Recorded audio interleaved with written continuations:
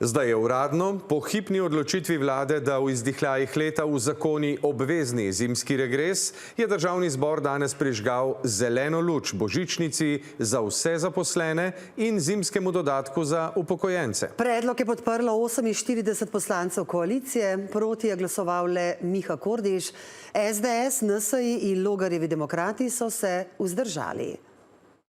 Na noben način božičnica ni novo breme za slovensko gospodarstvo, je pa nova pravica za slovenske zaposlene. Na noben način božičnica ne preobremenjuje slovenskega proračuna. Ne gre za dobrodelnost samo predsednika vlade, gre za slaščičarno pred volitvami. Ja, pa sej jaz imam zelo pozitivne asociacije s slaščičarno. Smo se pa poslanke in poslanci Slovenske demokratske stranke odločili, da bomo božičnico donirali v dobrodelne namene. Kaj konkretno, kdaj lahko zdaj zaposleni in upokojenci pričakujejo denar? No, po več preigravanjih o višini dodatka, datumu izplačila in možnih izjemah so poslanci zdaj potrdili končni predlog in uzakonili, da bo božičnica znašala polovico minimalne plače, kar letos pomeni, kot lahko vidite, 639 evrov. Izplačana pa mora biti do 18. decembra. Izjema bodo podjetja v likvidnostnih težavah. V tem primeru bodo lahko zimski dodatek izplačala kasneje, a ne kasneje kot 31. marca prihodnje leto. Izjema pa bo letošnje leto. Tisti delodajalci, ki niso izplačali dobička, kupili lastnih delnic ali izplačali nagrad poslovodstvu, bodo 1/4, torej 160 evrov, morali izplačati v rednem roku, torej do 18. decembra letos, preostale 3/4, torej slabih 500 evrov, pa do konca marca prihodnje leto. No, vlada v tem zakonu ureja tudi izplačilo zimskega dodatka za upokojence. 150 evrov bodo letos dobili do 19. decembra. In kaj na zimske dodatke pravijo zaposleni, kaj delodajalci? V prispevku Jake Vrana. Marko Stokuča je že 30 let zaposlen v šolski kuhinji. Dnevno naredimo okrog 1000 kosil. Plus še malice, popoldanske malice, zajtrke za otroke,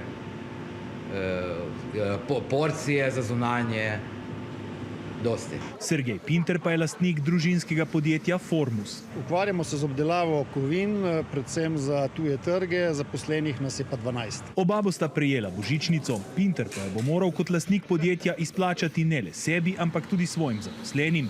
Zato je tudi njun pogled na ta nov dohodek precej drugačen. Delodajalci podpiramo izplačilo božičnice, vendar smo jo izplačali že junija. Ta božičnica se imenuje regres za letni dopust. Prav tako izplačujemo tudi povračilo prevoza na delo in povračilo za malico, česar primerljive države ne poznajo. Ta božičnica je dobrodošla za vse. Za vse. Ta naš kader, od snažilk, kuharic, hišnikov do vseh. Delo v šolski kuhinji je naporno, tudi precej fizično, kar se sicer ne pozna na plačnih listah zaposlenih, je prepričan Stokuča. Minimalna plača. Minimalna. Božičnica tako ne bo prinesla samo priboljškov, marsikomu bo pomagala pri povsem osnovnih stroških. Bojo nekateri mogoče plačali kakšne položnice, ki so za stanku. Lahko bojo kakšne, ne vem, kakšen izlet dober, kakšna večerja, bo boljša božična večerja, bo boljša darila za otroke.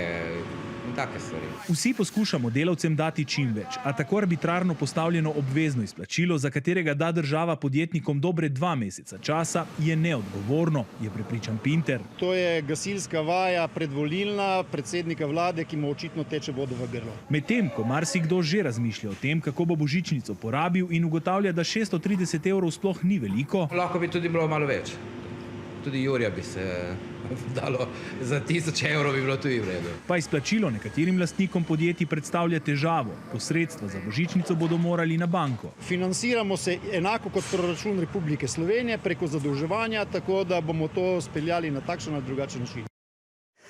Kaja, zakon prinaša tudi določene olajšave za normirance. Povej nam, kakšne in kaj na zakon pravijo podjetniki, ki so bili ob vladnem predlogu božičnice na okopih.